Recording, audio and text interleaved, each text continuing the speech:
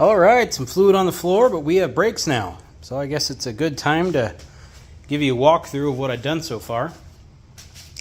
So it is an electric go-kart. So it is a 4 Newton meter, 5,000 RPM motor with a gear reduction chain setup so far. So we got a little 10 tooth going to a 30 tooth, I believe. And then over on this side, we have another, I think that's a 12 or a 13 tooth going to a 40 tooth. So we got some good reduction going on here. It's like a 1 to 10 gear ratio, which gives it plenty of speed and plenty of torque too. So far, we'll see how actual road tests go. But basically, this is the rear of it. So yeah, electric motor, jack shaft. So we have gear reduction, hydraulic brakes. We have a dual wheelbarrow setup here. Looks pretty good. I went with a open floor. That's so when sand and junk gets in here, you just kind of brush it out and let it go out the bottom. And here we have the electronics. So this is the main battery kill. So let's say we want to do battery on. Let me go ignition on. And then this is headlights. On the other side, this switch forward and back, and then we have here high, medium, and low. So it's on low right now, medium, high. That's basically how it works. Nothing's labeled, that way it's somewhat theft proof, because you got to know what these switches do. I mean, it wouldn't be hard to figure out. You turn that on, battery lights up, and you're good to go. But it's still something. Steering, since this is made for me and or the kids, it's too small for me to fit in with foot controls, so everything is hand controls. So we have a hand throttle here, and since this, again, is for me or the kids, they're right-handed, so their right hand is naturally going to be a little stronger than their left, so we have the brakes on the right-hand side, which actually work now. Have a dual bearing setup to keep the steering shaft straight. And then we have that universal joint and another bearing. This is a 48-volt system. So this is a 12-volt converter. It takes 48 volts, steps it down to 12 volts, power the headlights. Have a large 60-amp fuse over there. And then, a whole bunch of wires and stuff going everywhere under there. Steering comes out, the firewall here, and goes to these 2 rods, which I don't know if I like. But those 2 rods then go down to this rod with the same kind of setup right there. So those 2 rods do the steering. So let me turn the wheels and you can see how they work. That steering shaft goes all the way to the front, which hooks up to my golf cart arm. Idle arm, pivot, whatever that arm would be. And then tie rods over to the golf cart front end. It's my faux radiator here, which is also a way to protect the battery. It's made out of pretty heavy wall stuff, and doubling as a headlight holder. Battery tray took a while to figure out, but that's the battery. Well, where it will go. And then the entire top of the frame is coated in this foam right here, this PVA foam, or marine, I don't know what kind of foam it is. It's the stuff you see on jet skis, that soft foam. My theory was I didn't want metal on metal. I wanted some way to quiet it down so it wouldn't rattle, and that's exactly what it does. It does a great job. All the wires come out of the firewall. You split down. Some go along here to the headlight harness, and then the rest continue under the carts to the controller, which wasn't the original plan to have the wiring under here, but it's fine. This is the brake switch. It's a safety feature built into the controller, so when you hit the brakes, it cuts off the motor. The problem is turning it back on, you have to rotate the throttle twice to undo the safety lockout. So if you're trying to race this thing around in a little track or something and you hit the brakes to slow down, well, you're almost coming to a stop before you can re-engage the motor. So I didn't hook up the safety feature. Anyway, so there's the motor controller, which then runs back and plugs into our motor there. Now, it's pretty funny. You can plan and measure and adjust for things to your heart's desire. You can use your CAM program. You think you did everything you need to do and you got everything figured out and what's going to fit and what's not. Then you come down to the installing the headlights and realize your wrench doesn't fit into your headlight brackets. You know, little things you don't account for. They're always going to be there. So yeah, that was my first. Well, second, really. You know, I don't know how I overlooked that. How you going to get a wrench in there to tighten these down, you know? Well, I know how now. You're going to buy a $9 wrench to convert into a open-end crow's foot, basically. Which way do you go to tighten these things? Jesus. What's going on here? Now, while I don't like having to use a specially modified wrench to tighten down your headlights, it is pretty fitting with today's modern vehicles to have to do that. So you know what? I'm not against it. What I am against is sitting in all this brake fluid I spilled everywhere. Now for the heart of this hot rod is the battery.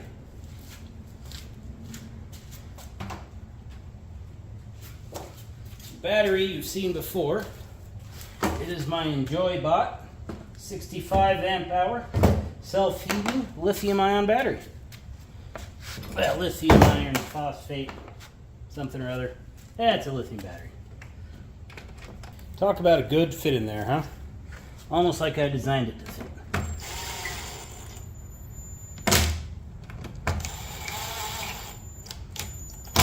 Don't worry, I adjusted this to match the correct torque settings of those, so don't worry.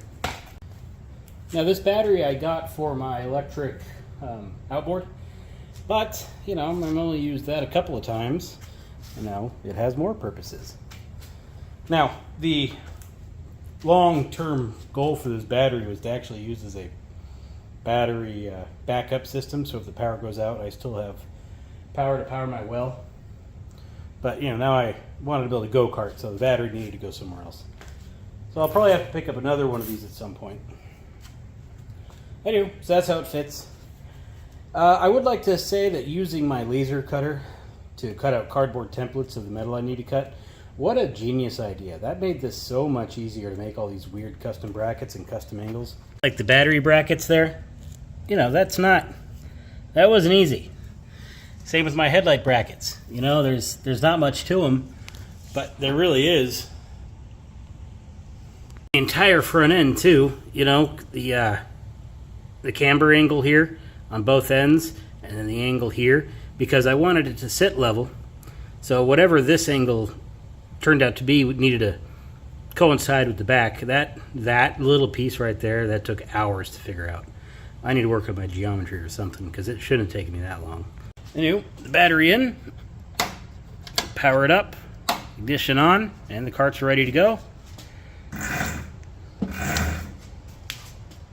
least it should be. Yeah, that headlight even close to being right. I'll line them tonight. Yeah, it looks better. Alright, so, had a slight key problem. Fell out of the rear sprocket. The rear sprocket. So, yeah, that's a common problem in the go-kart world. Anyway, let's go for a ride. Now, B and I might be a little too big for this thing, but you know what? That's alright. Reverse. Try not to hit anything. Okay. Let's go for a ride. Alright, so forgot to tighten down the castle nuts, and naturally no cotter pins. So let's go find our castle nut. I suppose this is how most go-kart owners spend most of their time, is walking back where they just drove and looking for their parts.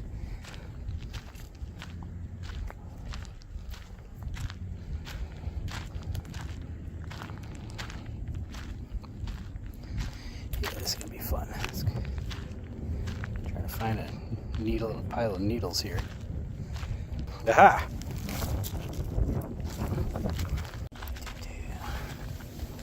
Actually got a wrench this time. Right, repairs are done. Back to cruising. Okay, well apparently the sprocket's a little loose, but you know what? I'm going another lap. Probably should just go back, huh? Fix my steering and sprocket issue.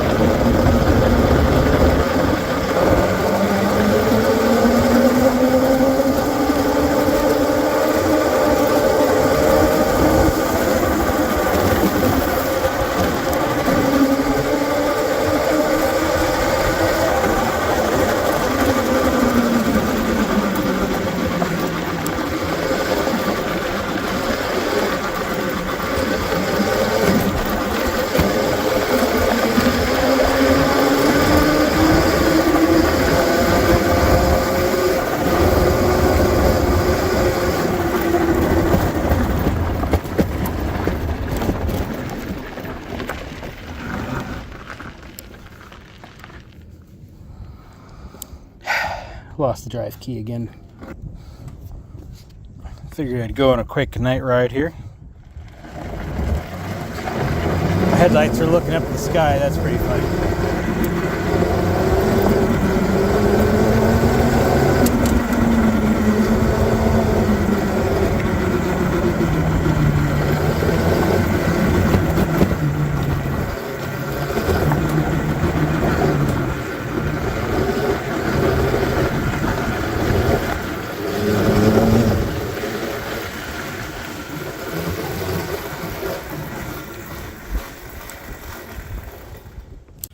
All right, I got this little experiment to do. This is going to be for the lower steering shaft. See if I can't space the holes out further to get more leverage to make it a little easier to steer. I can barely steer it. And if I can barely steer it, the kids sure aren't going to be able to steer it. And if the kids can't drive it, why have a kid-sized go-kart? You know what I mean? So, I'm going to try this out. We'll see how it goes.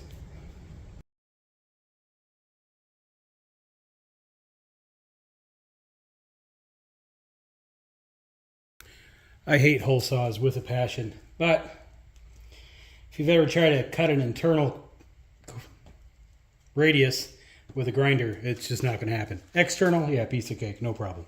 Internal, yeah, good luck. Anyway, so that's done. Got to trim out the corners, and it should be done. Well, and around these corners for aesthetics.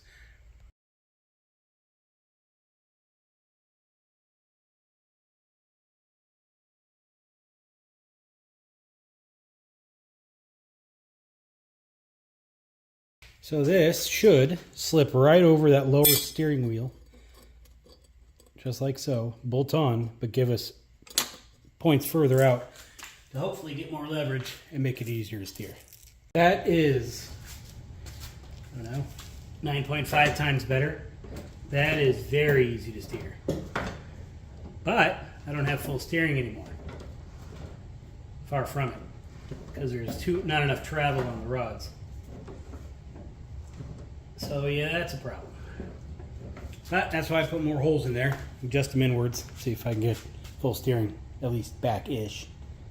So I can't go all the way to the bump stops on the little steering arm. Not really a bump stop, it's more of a iron stop. But anyway, but I can get 1/16 of an inch away. So let me move the camera leg here a little bit for you. So one hand, I can pretty easily steer this. So I would say that where we are is good.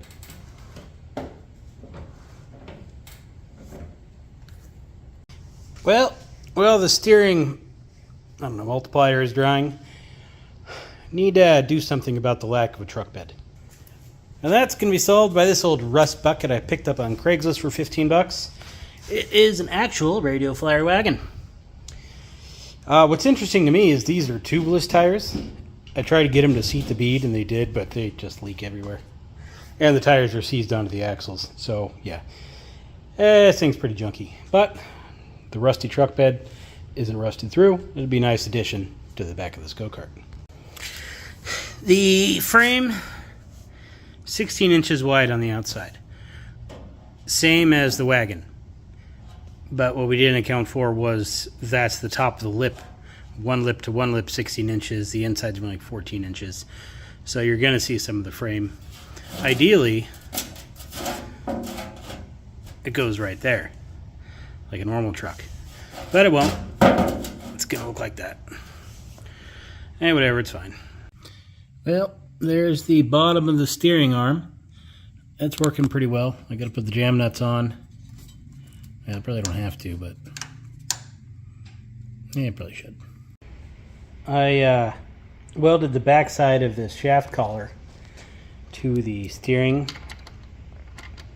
wheel adapter wheel thing.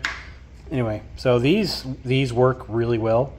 So probably better than the key sometimes because it doesn't vibrate off. Anyway, I wanted that to try to lock the steering wheel on. We'll see if it works, but better than nothing. I do think I gotta adjust the headlights, but you know what? For now, it's okay. So this is a night ride with the headlights tightened down and the steering fixed-ish.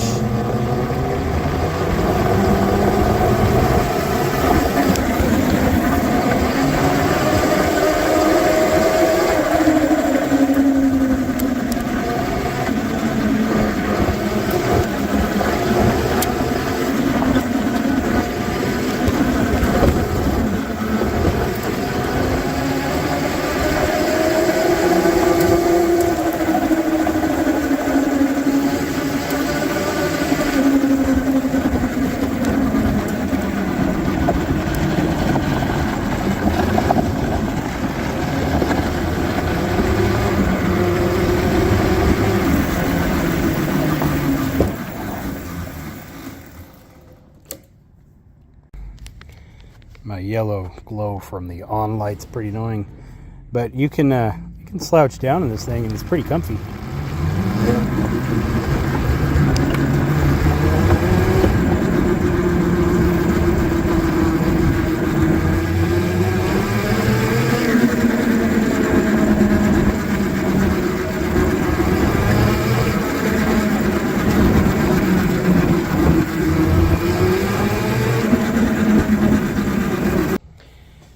Remember how I was saying how fun inside corners are? Well, let's give it a try, shall we? You know, I could actually just use the hole saw again. I really hate the hole saw, though. Yeah, alright, let's do this.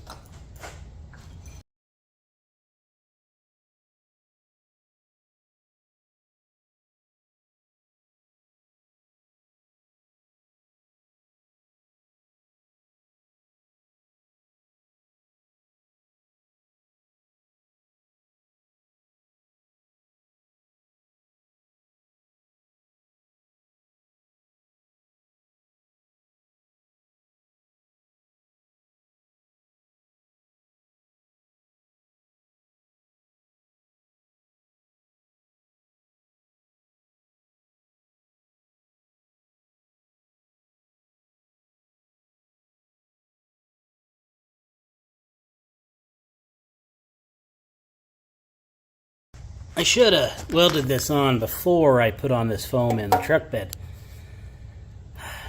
But here we are. I ran out of welding wire in the big machine, so I'm going to use the little one now.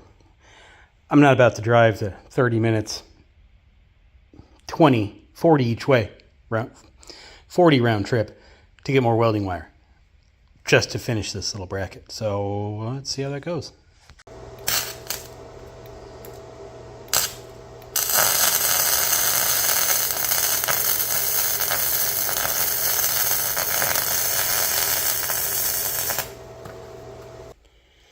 All right.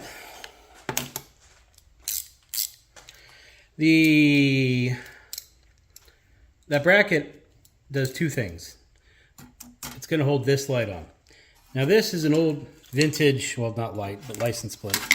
I found this on a tow truck or a trailer or on something. I don't remember what, but I thought it was neat, so I went and got it. And my buddy Jack saw it, and he was like, how neat is that? I want it. Anyway, so it was debated whose it was. I mean, he owned whatever it came off of, but he was going to scrap it anyway, and I took it off before him at the scrapyard. So, you know, there was an internal debate amongst friends of who actually gets it.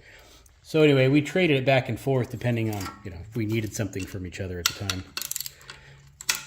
But anyway, it wound up with me. He never got it back, mainly because he died. So I'm really hoping I can get these old square nut things off. I have a driver for it. First time I've ever actually used one of these. Hooray.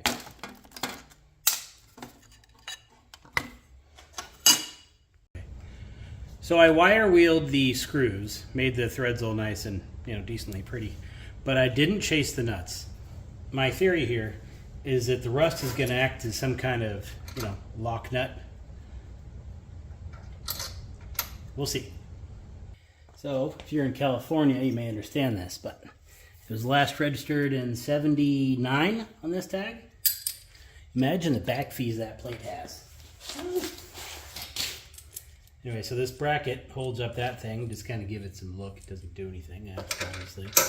I mean, if I find a lens cover, I might actually fix it. Wire in a brake light. But for now, it's decoration. As unlike this thing I'm installing now, I'll show you in a second.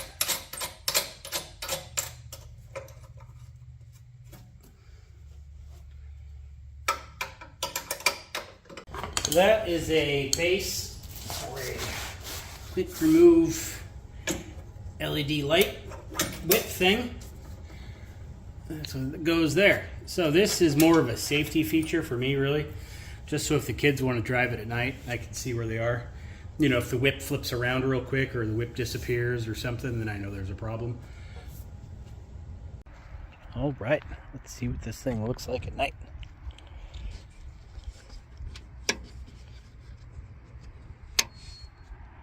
Ooh.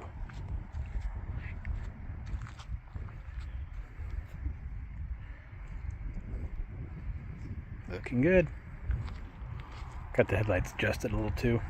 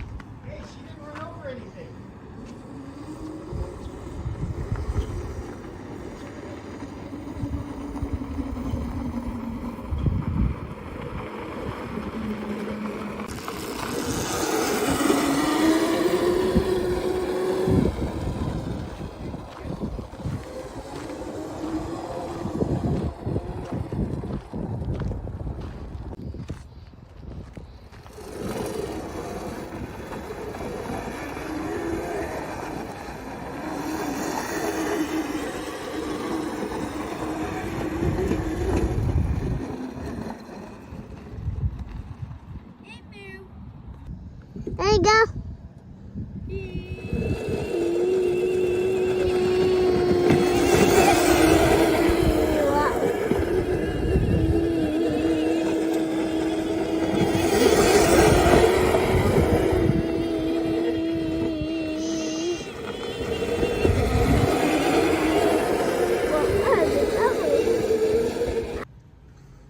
I was awoken this morning at about 5:30 by a young child with a helmet and riding gloves on, wondering if I wanted to come outside and ride the go-kart with him.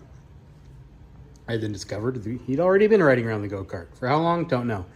Looking back on it, a keyed ignition may not have been that bad of an idea. Otherwise, the kids did not care at all about this thing when I was making it. Yeah, whatever, junk. Then once they ride it, they love it. Took a long time to make. I think using the golf cart front end was a great idea, just because, durability. I mean, I'm not worried about that breaking at all. The rest of it, you never know. If you are curious, because I didn't mention it, the motor, which you can't see that I'm not pointing to here, is a Weaver 48 volt, 2000 watt brushless motor, part of the motor controller kits. I'm amazed that that little motor moves this thing as well as it does. Said it was going so fast when I was testing it, I had it out of the jack shaft just to get more gear reduction because the thing was too quick.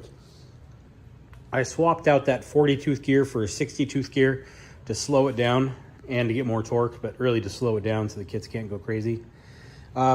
They've never used it full speed because I didn't tell them what that switch did, only don't touch it. So yeah, it's plenty fast, plenty torquey. Moves them around. I can ride in it.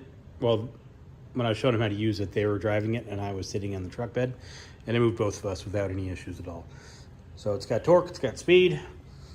I don't know, I want to put the DC amp meter on it to see what kind of power it draws, but we'll do it later. Now, I did read somewhere that the Viver brushless motors and controllers, they don't tend to last. They get pretty warm pretty quick, and then they start failing. So I can tell you, with me riding around for 15-20 minutes, it gets warm but not hot, you know. However, last night, after the kids running around doing donuts and all kinds of stuff for a good, I don't know, hour and a half, well, from about 7 to about 8:30, just doing donuts full speed everywhere they were going. They were having a great time last night. Yeah, the motor got a little warm, and the controller got a little warm too. Now, it wasn't burning hot, not like I couldn't hold my hand on it or anything, but you could tell it was getting pretty hot. So hard use, you know, they're little donuts. Yeah, it's going to overheat it pretty quick. Normal use, so far, it's fine. We'll see how long it lasts, though. So it took me way too long, 6 weeks. A lot of that was waiting for parts from Amazon. But you know what? I think it was worth it. And if the little electric motor ever dies, or the battery ever dies, you got plenty of room for a gas motor in there, and then you can just run a small chain over to the other side over here. You know, it can be gas, not a problem. I do want to put solar panel sides on it, or maybe a little solar panel hood, just so I can just leave it outside and let it charge itself up whenever they want to ride it. It's, you know, going to be charged. The only problem is I can only find a small 48 volt solar controller charger that'll fit on the firewall here that charges at 1 amp. And it's pretty, I mean, 65 hours to charge a battery, that's a long time. Well, that's it for now. Let me know what you think. I'll see y'all later.